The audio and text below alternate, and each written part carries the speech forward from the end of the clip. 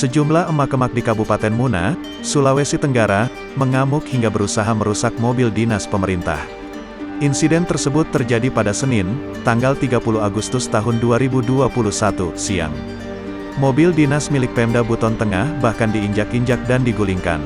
Dikutip dari tribunnews.ultra.com, amukan emak-emak tersebut merupakan protes buntut jalan rusak di Jalan Provinsi Rahawakuru, Desa Wakumoro, Kecamatan Parigi, Kabupaten Muna.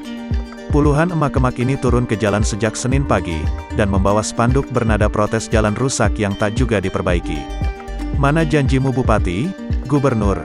kata seorang emak-emak yang tengah berorasi menggunakan bahasa daerah Muna. Saat protes sejumlah emak-emak meluapkan kekecewaannya.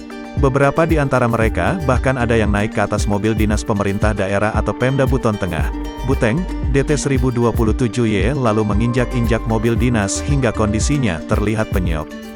Bukan pertama kalinya, aksi emak-emak ini ternyata sudah dilakukan sejak tanggal 9 Agustus tahun 2021 lalu.